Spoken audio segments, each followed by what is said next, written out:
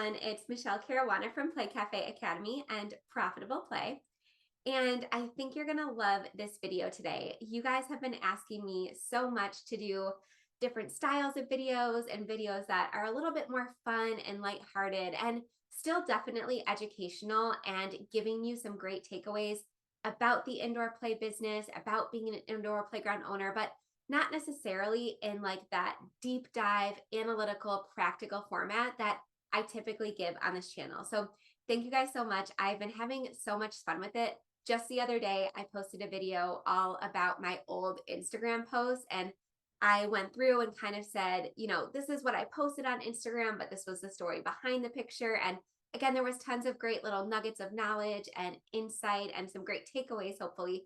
But it was just so fun to make, and you guys really enjoyed it. So this is going to be another one of those types of videos. And before we get into it, I just want to quickly remind you that if you enjoyed this video, if you want to learn more about what it's like to own your own indoor playground, subscribe to my channel, like this video, leave a comment, let me know what you want to see because I create these videos for you.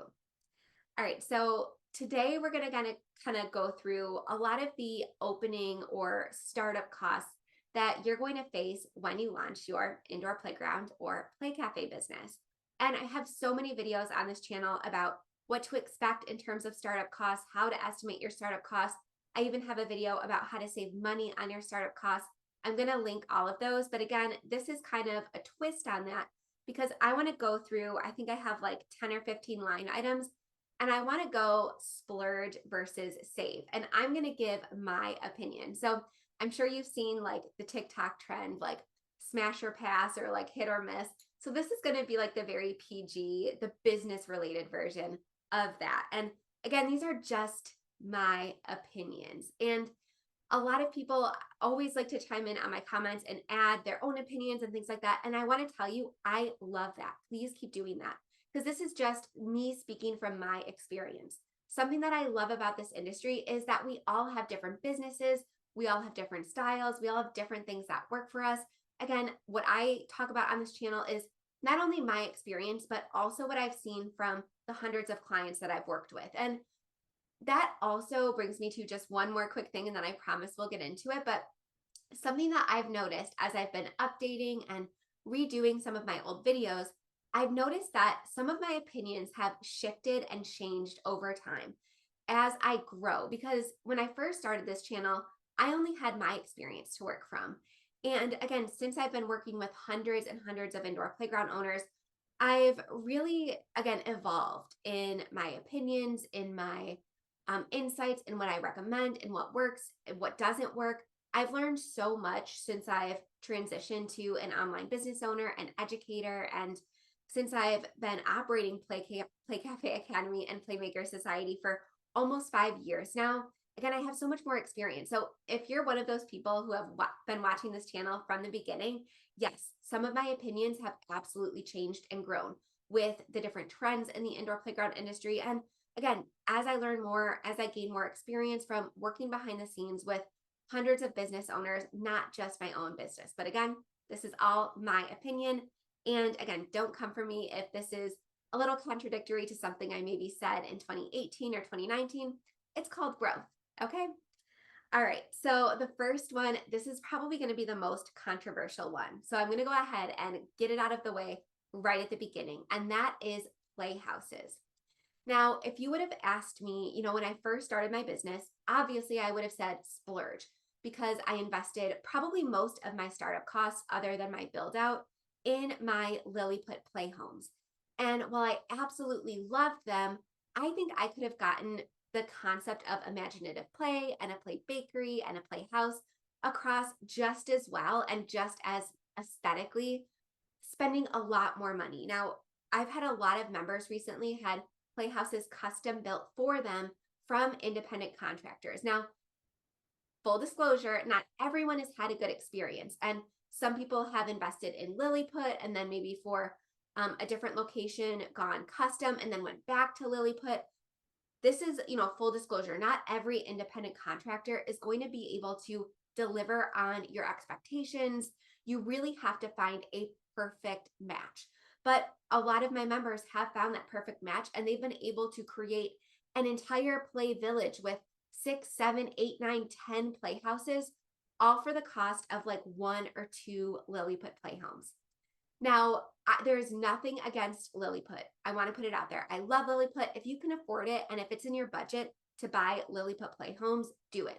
But if it's not quite in your budget, again, I want to encourage you to explore other options. So I'm going to go save for this one just because I've seen such growth in the indoor playground and play cafe industry that it's really taught a lot of contractors about our business model. And it's a lot easier now to kind of convey our vision and what we mean by, an indoor play village and imaginative play now than it was back when I opened back in, 2014, 2015, when I first started planning my business.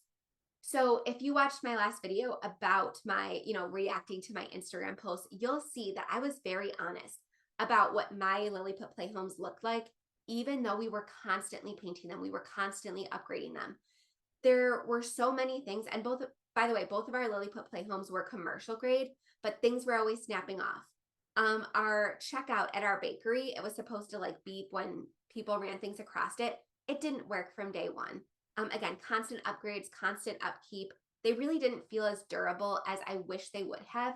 Now, I feel like they've probably come a long way in the last several years, but for that money, I really wish that I would have taken some of that money from my Lilliput playhomes and gone with an independent contractor instead, and then repurpose some of that budget into more gross motor play, things like that. So again, if you can find the perfect contractor that really understands and aligns with your vision and what you expect for your space in terms of durability, safety, and aesthetics, definitely go for it. Definitely save on this one.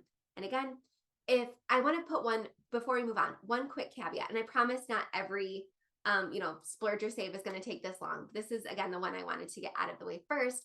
But one caveat is that if your entire theme is going to be village or is going to be like a little town or something like that, and that is your thing, then sure, splurge, go all out on it. And that might be a situation where you want to invest in the Lilliput playhomes. But if it's just one facet of your play business and it's not the main focal point, definitely I recommend saving in this area if you're able to find that perfect match. But that is one caveat, that as long as it's not the focal point, again, I recommend saving. All right, next, we're going to talk about gross motor equipment. So climbing structures, things like that. Now for this, I'm going to go ahead and say splurge. And that is because I have unfortunately seen so many members and other businesses burned by investing in really inexpensive gross motor equipment from China. And this is, again, nothing against purchasing things from China, but lately, especially post-pandemic, I've really seen a decline in service, in shipping, in quality, in everything. And my advice here is that if it seems too good to be true, it probably is. So again, I've had some people wire, tens of thousands of dollars to a vendor, heard nothing back. They were sent a tracking number, but it's been 6, 7 months, no communication, no customer service. It's just honestly been a nightmare. So again, my opinion on this might change, but right now I'm definitely recommending that you splurge on your gross motor equipment because it's also a safety issue, right? It's one thing to save on something that kids aren't climbing on. Kids are just, going into like a playhouse. That's a little bit different. When it comes to a full climbing structure or slides or anything like that, that's where you're going to want to put a little bit more budget into. Not only because it's going to look a lot better and be more aesthetically pleasing, it's also going to be a lot safer. And if you invest in something that is local to you, so somewhere in the US, or if you're in the UK, somewhere in the UK, you're going to be able to expect a lot higher of a level of support. So for example, some of my members have ordered Cedarworks play structures, which I love, but their parts were incorrect or they needed help with installation. Cedarworks is local to the US. So they were able to get replacement parts. They were able to get a lot of support. There was a lot of communication. So while that experience, of receiving incorrect or broken parts wasn't great, they were able to resolve it, unlike the people that I've experienced that have had issues with shipments from China. So a couple other gross motor structure Companies that I like, in addition to Cedarworks, are Safe Space Concepts. I love Orca Coast Play, and I love Tiger Play. Now, I know a couple of those are not US based. And again, I really don't want to discriminate against companies in China or anything like that. But again, this is just my experience right now in 2022, 2023. I've seen so much reliability and communication and great support from UK based companies like Tiger Play. So I feel comfortable recommending them because again, I have firsthand experience with those companies. So again, I'm trying not to contradict myself saying to buy local, but that's to me an exception to the rule. So those are a couple of my favorite gross motor companies. And I'm not an affiliate for any of them, just to be completely clear. I don't have any stake in the game, but those are the ones that I've seen members have most success with. They're beautiful. I know Alara from Project Play Children's Museum in Texas, she just had an amazing custom structure designed from Safe Space Concepts, and I absolutely love it. It's gorgeous. Go check it out. I will link her website in the video description. But again, I'm going to go with Splurge on gross motor play. All right, next up is build out. So what I mean by build out is custom designing your space to meet the specific needs of an indoor playground or a play cafe. So knocking down walls, building a classroom, putting your check-in desk exactly where it needs to be, maybe rerouting some plumbing, making your bathrooms exactly what you need them to be, all that good stuff. I'm going to definitely go with Splurge on this one. I have seen so many indoor playgrounds fail just because they tried to skimp out on their build out and force their business model into a space that just wasn't set up to perform as an indoor playground or a play cafe. Now, again, I teach all about designing your interior from scratch for profitability and guest experience in my Play Cafe Academy course, which is linked in the video description. So feel free to check that out. But again, one of the most common factors I see among businesses who fail and fail quickly, again, is that they try to save too much money in the build out. Now, I do have an entire video about how to save money in the build out phase.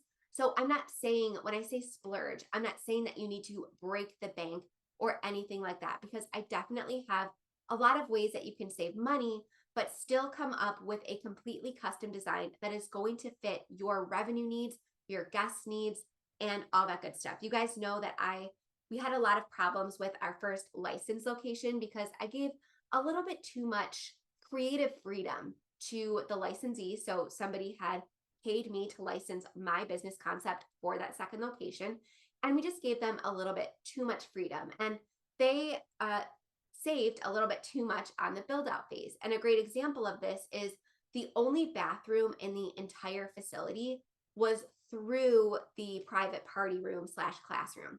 So the whole idea of having a private party room or a classroom was that so it could be private, and so that we could host open play concurrently while we were doing parties. So open play guests and party guests could use the space at the same time, and we could make a little bit more revenue that way. That was the whole point of adding that extra room.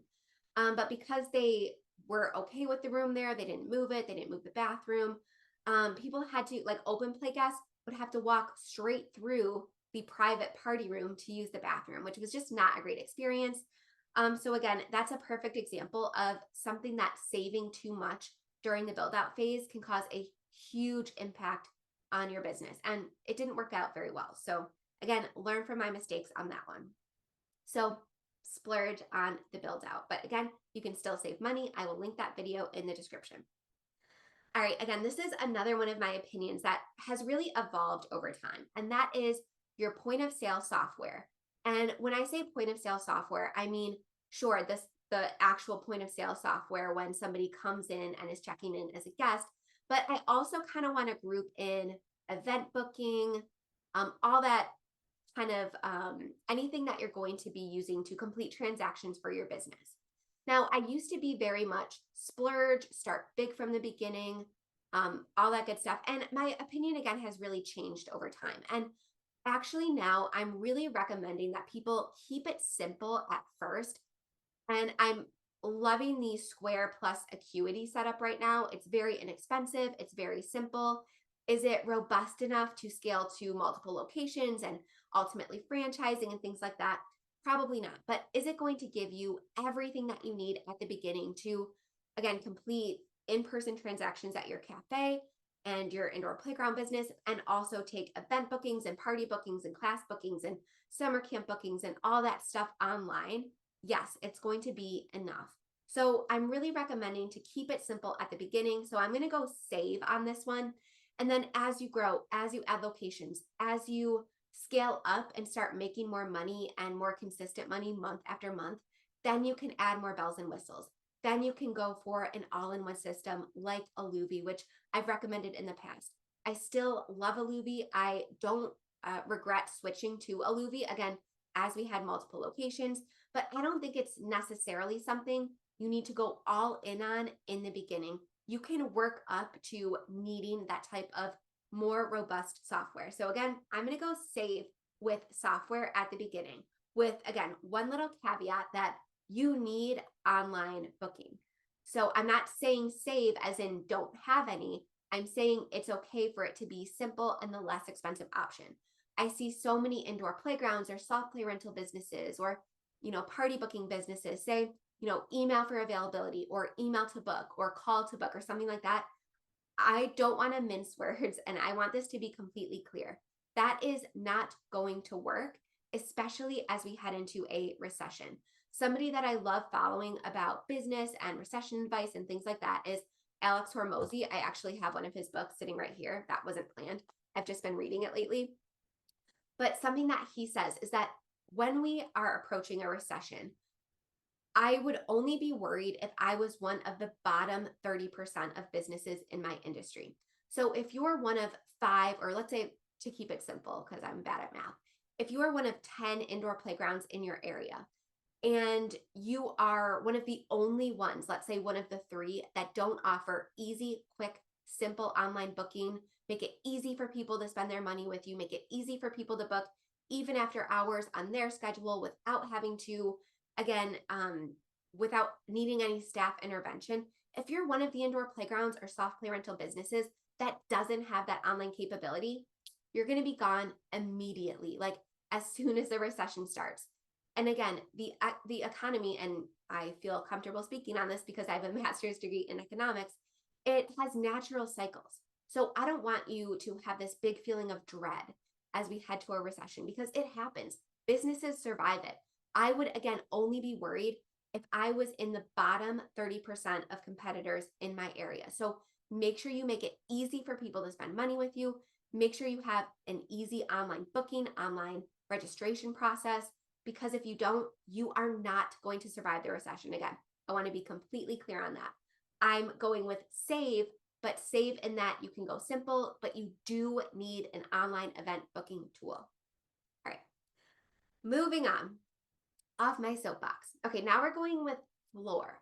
And by the way, if you want a part 2 of this, I could do this all day. So if you want a part 2 of this video, please comment and let me know. I have so many more that I could do.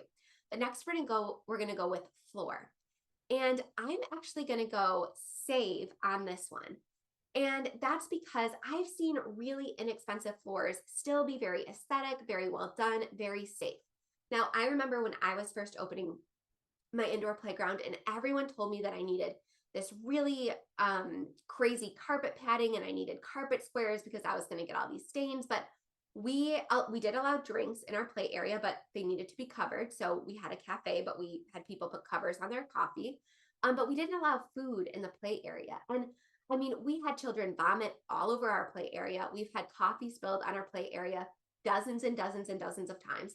And we've always been able to easily get the stains out. So we were able to save thousands and thousands of dollars by doing one straight carpet and not doing carpet squares. So I'm going to challenge people that told me I needed carpet squares, because we were able to, again, save so much money and it was never an issue.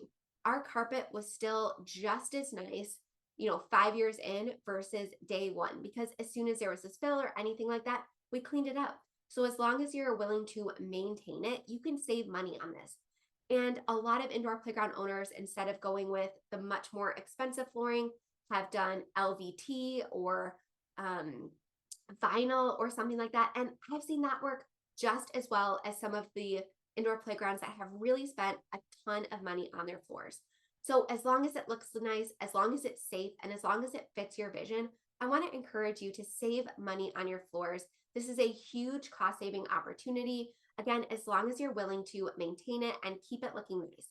So one more example is we used Cintas to deliver all of our cleaning supplies and things like that. And because we had a vinyl floor, it got slippery in the winter and it was starting to get a little grimy due to salt and things like that. So we started having Cintas deliver rugs for when you walked in and also in front of our cafe because it kind of did a trail from where you walked in to where you hung up your coats and boots and stuff like that.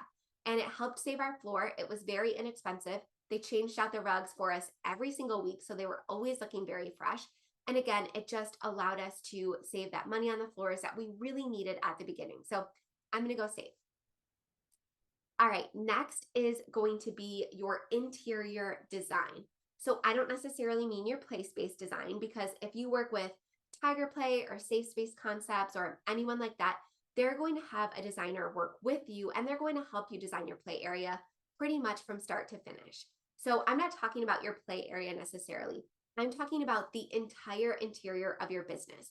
So light fixtures, setup. I mean, your architect is really going to have to determine your setup, but a lot of architects work hand in hand with interior designers to make sure it's not only a practical space, but also, again, a beautiful and aesthetic space, which is so important to parents, to kids, to everybody right now.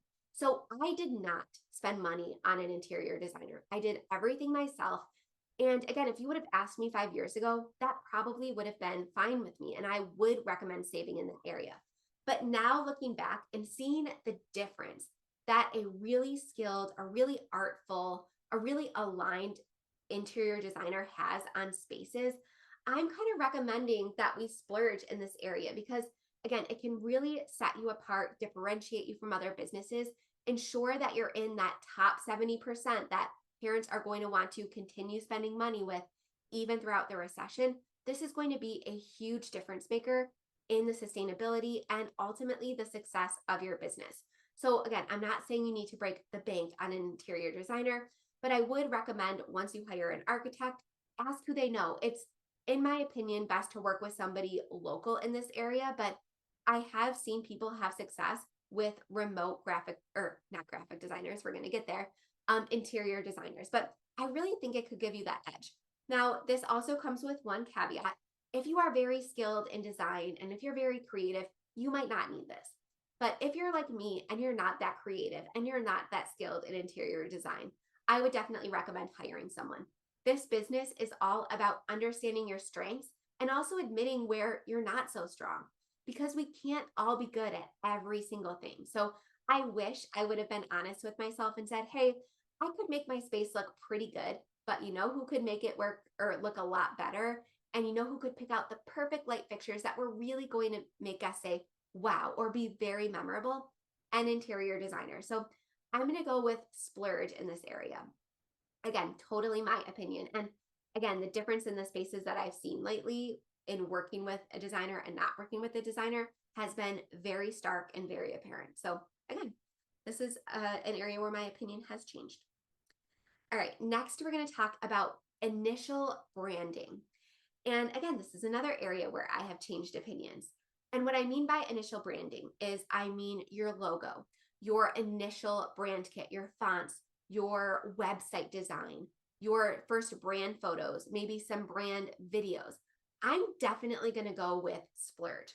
Again, I've seen a lot of people skimp out on this. I just released a video recently about why you should not DIY your logo in Canva and how that could really open you up legally and how it could be very expensive and very detrimental down the road. But this is something, again, that you really need to entrust with an expert. So I talk about her all the time, but I'm again going to go with Alara at Project Play Children's Museum in Texas. And she's been on my mind lately because she just celebrated her opening a couple months ago. And she has just been doing so well so far. She's booked up, her preschool programs booked up, her camps are booking up. She's basically sold out every day. And I'm so proud of her. And I think a huge part of that success is that she really went all in. She went all in on her build up, all in on her design, all in on her custom play equipment. And she also went all in on her branding. Her logo is beautiful. Her social media graphics are beautiful. She invested in a ton of great brand photography, and she has been posting an amazing video that I will try to share a clip of here that has just really highlighted her space again in a way that no cell phone or amateur video ever could. And having that as somebody's first impression of your business just sets the standard for what they can expect from you. So sure, someone's going to trust, leaving their children in their care. They're going to trust that Alara and her team is going to throw them an absolutely amazing top tier birthday party because it's very clear that they take their business very seriously. They do not skimp, and they have a very high attention to detail.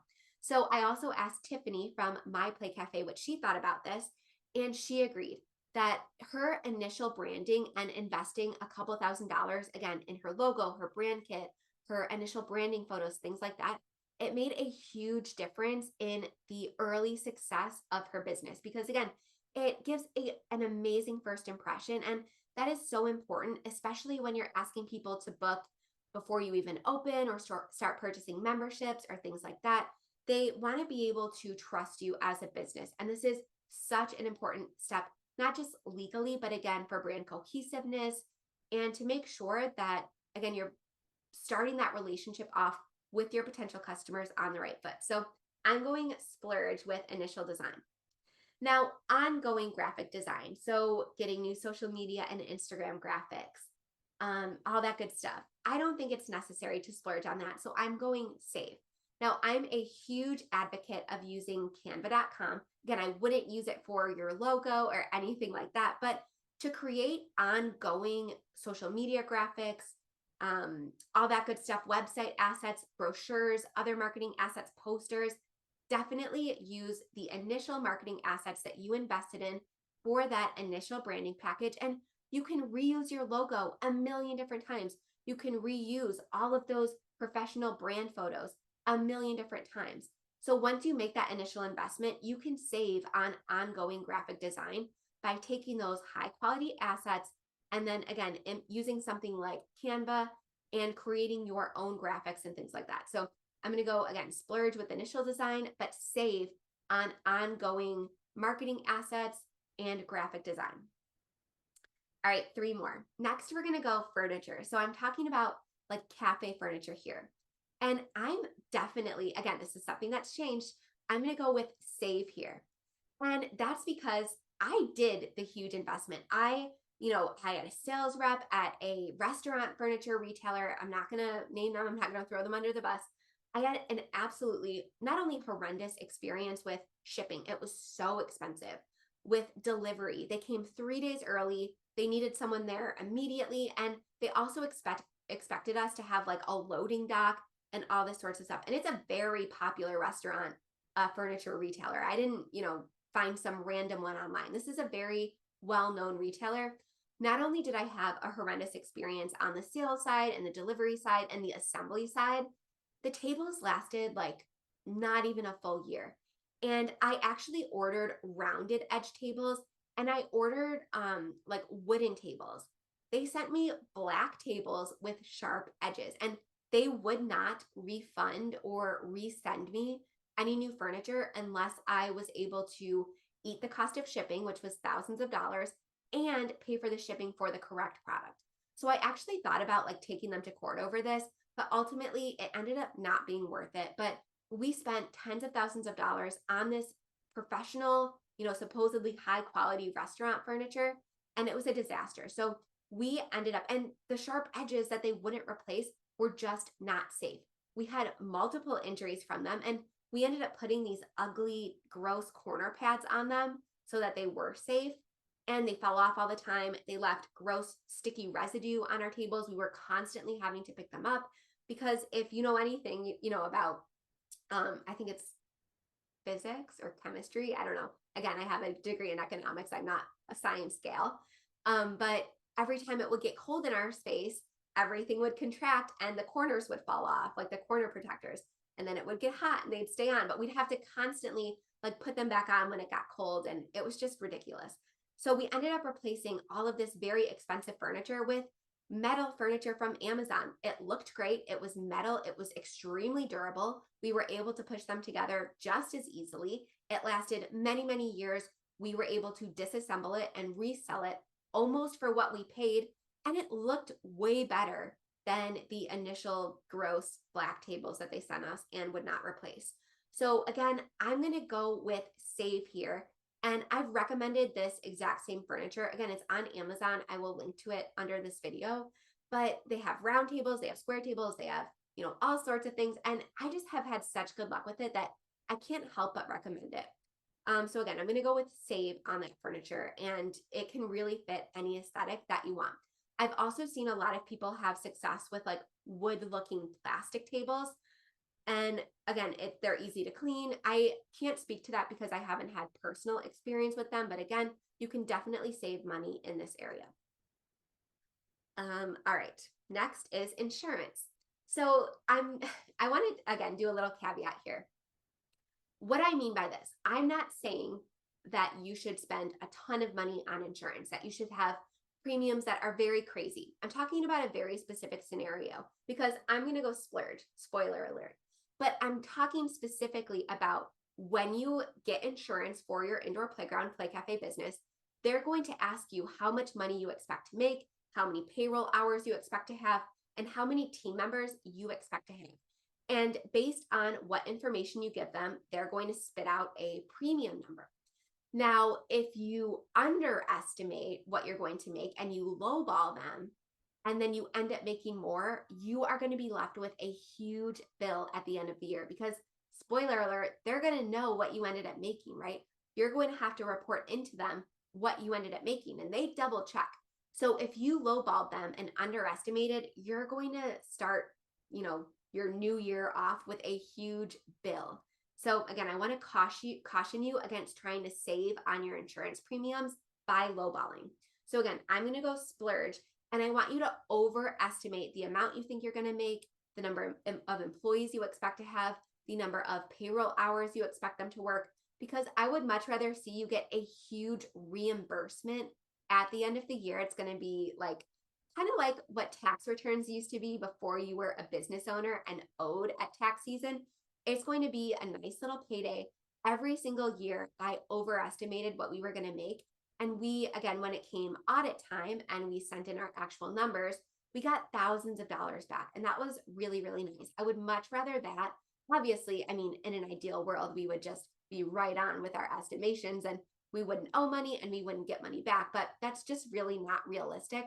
So if I could pick, again, I'm going to tell you to splurge because I'd rather see you get money back and be able to invest in a new toy or piece of equipment or give yourself a little holiday bonus than have to have a huge unexpected bill. So splurge. All right, last thing, and then let me know if you want me to do a part 2 after this video, but we're going to do retail items. A lot of people have this idea that they need to have this huge expansive retail section the day they open. And while I do recommend having your complete play area in place, so somebody asked in Playmaker Society the other day if they can start with just a few pieces and then add more play as, their business grows.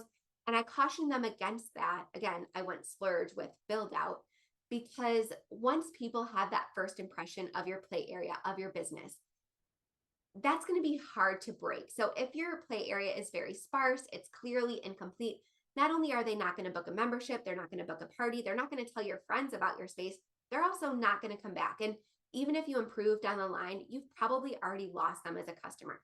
Now, for retail items, I'm telling you, when people arrive at your facility on day one, or even in the first several months to a year, they're going to be most interested in your play area, in your cafe, in your party offerings and things like that. So a lot of people have it in their mind that they need to make a huge upfront retail investment, like $10,000 in retail toys to resell eventually, right at the beginning. But I'm going to challenge you to say that you can actually save in this area. And sure, you can have a very selective, very high quality retail inventory right when you open, but you don't need to break the bank here. You don't need to overthink it. You don't need to, again, spend too much of your budget on retail items right at the beginning. There are much better places like design, interior designer, again, your logo, gross motor play equipment, things like that. There are so many better places that you could spend your money that are going to make a much bigger impact, again, on the long-term success of your business than having a full retail shelf right when you open. So that is one of the things that you can definitely expand on. So again, I'm going to do a part 2 if you want me to. I'll talk about coffee equipment. I'll talk about dress up clothes. I'll talk about whatever you guys want. So please comment, let me know. I have so many more, but this video would be 2 hours if I did everything I wanted to in one video. But thank you so much for watching. Please let me know if you enjoyed this, because I had a lot of fun making this list. And I love this type of video. It's fun, it's different, and it's been really enjoyable. So again, thank you guys so much. I appreciate all of you guys who like, comment, subscribe. It means the world to me. And again, please feel free to reach out to me on Instagram. My profile is linked in the show notes, or not in the show notes, that's my podcast, in the video description. All my resources, courses, consulting information is there. I would love to help you bring your indoor playground vision to life in the most cost efficient and smart way possible.